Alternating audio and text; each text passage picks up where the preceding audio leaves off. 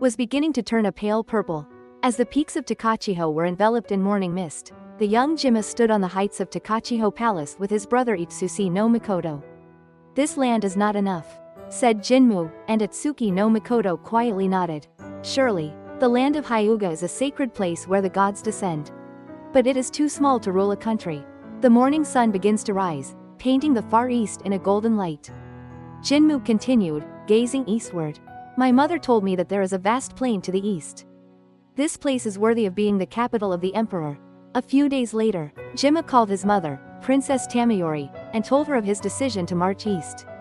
The retainers gathered in the hall listened to him with tense expressions on their faces. "It is Amaterasu Omikami's will that you, as descendants of the heavenly grandson, rule this country," Tamayori said quietly but firmly. "To the east, there are indeed fertile plains. However, the road ahead is difficult, and many powerful clans have already taken root in the area. Mother, we have the protection of the heavenly gods. I will definitely build an ideal country there." Jimmu led his army on an expedition to the east. The voyage to Toyokuni present-day Ueda Prefecture was more difficult than expected. At Hayasui no Mon, now the Bungo Strait, people were plagued by whirlpools and strong winds. On board the ship, one of the aides suggested, "My lord, the sea is raging abnormally. Perhaps you have incurred the wrath of the sea god." Jinmu replied with a gentle smile. "It is natural to fear the sea god. But our path is set. Now, let's perform the ritual." After the careful ritual at sea, the sea miraculously became calm and the fleet safely arrived at Toyokuni. It was early spring when Emperor Jimmu's fleet arrived on the beach in Toyokuni, shrouded in a thick morning mist.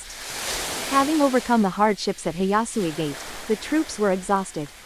In the camp set up on the beach, Jimmu was discussing future plans with his aides. "How is the situation here?" Jinmu asked, and Takeuchi, who was acting as a scout, began to report. "My lord, it seems that this area is ruled by several powerful clans. Among them, it seems that one called Otahiko has the greatest influence." Jinmu quietly closed his eyes and became lost in thought. At this time, a commotion broke out in the camp. An envoy from Otahiko has arrived. The first meeting with Otahiko, a powerful lord in Toyokuni, took an unexpected turn. Otahiko bowed deeply before Jimmu and began to speak. "We, the people of Toyokuni, have long awaited the appearance of the son of the heavenly god." Jimmu was touched by Otahiko's sincere attitude. "My brother, lift your head. What we are looking for is not domination, but comrades to build an ideal country together with us," Otahiko replied, his voice trembling with emotion. "My lord, my clan is a lineage of priests who have conveyed the will of the heavenly gods for generations. An old prophecy passed down in this area said that the son of the heavenly god would come from the east and establish a new country. From that day on, a full-fledged cooperative relationship began between Jimmu and Otahiko. Otahiko held a grand ceremony at his clan's shrine. This alliance was forged by the will of the heavenly gods," Otahiko said, overcome with emotion after completing the ritual at the shrine. "I hereby swear that I will devote all the strength of my clan to you, my lord," Jinmu replied, forcefully, taking his younger brother's hand. "Otahiko, from now on let us walk together as comrades with the same aspirations." This alliance would prove to be of decisive importance in the subsequent eastern expedition. The Otahiko clan contributed much more than just military might. They provided the Jinmu army with information from various regions, important connections, and above all, in-depth knowledge of Shinto rituals. The road to the eastern expedition was not a smooth one. In particular, the situation changed dramatically when they entered Namba present-day Osaka. Conflict with the Nagara clan became inevitable. Nagarahiko, the head of the Nagara clan, was on guard against the approach of Jinmu's army. He sent a messenger to tell them, "We are not moved by words such as descent from the heavenly gods. This is the land that our ancestors pioneered and protected. No matter what the reason, I have no intention of handing it over to a foreigner," Otahiko advised Jimmu. "My lord, Nagarahiko is a stubborn man. However, there are quite a few among his subordinates who are sympathetic to us."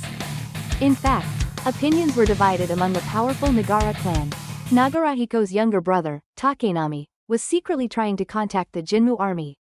"Brother, you are too stubborn. If we continue this pointless fighting, the people will only suffer," Kenba said during a secret meeting with Jimmu. However, this secret meeting reached the ears of Nagarahiko. Kenbo incurred the wrath of his brother and was imprisoned. As the battle reached a stalemate, an epidemic struck the Jimmu army, presenting a further challenge.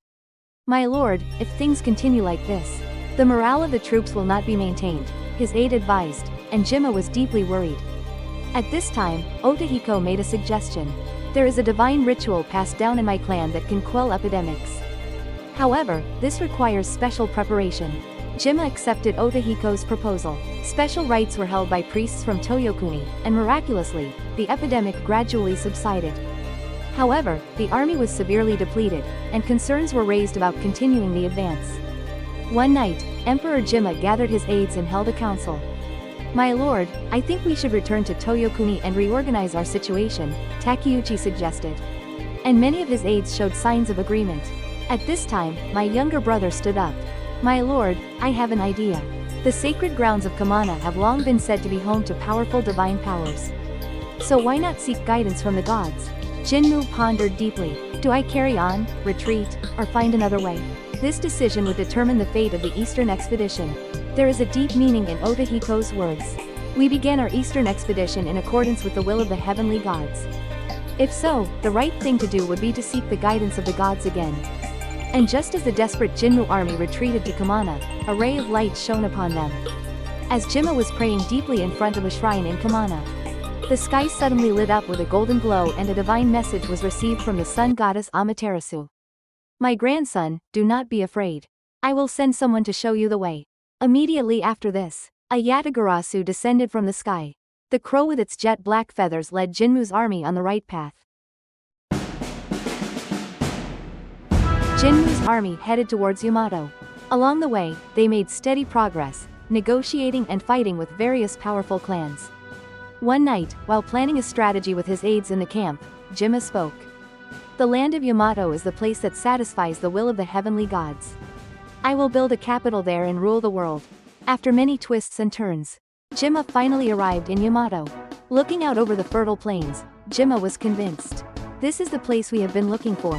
Jimmu established a palace in Kashihara and held his enthronement ceremony. In 660 BC, the era of Emperor Jimmu began as the first emperor in Japanese history. After ascending to the throne, Emperor Jimmu took Izuki Yorihime as his empress, solidifying the foundation of a new dynasty. After ascending to the throne, Emperor Jimmu energetically worked to build the nation. He carefully built relationships with local powerful clans, developed a ritual system, and established a governing system. One day, while conducting government affairs with his aides, Emperor Jimmu spoke as follows. "To rule a country, power alone is not enough. Kamigami no keito, tami no itsukushimi no kokoro ga hitsuyuda." Izuki Yorihime also continued to support her husband, the emperor. "Thanks to your benevolent rule, this country will surely prosper." Emperor Jimmu also put a lot of effort into the education of his sons. In particular, he often spoke to the god Nu Nakagawamimi, who later became Emperor Suitsai, as follows. "This country can only prosper when the will of the gods and the desire of the people come together. We must never forget this fact." And the reign of Emperor Jimmu had a great impact on future generations. The foundation for imperial rule was laid, and the idea of unity of religion and politics was established.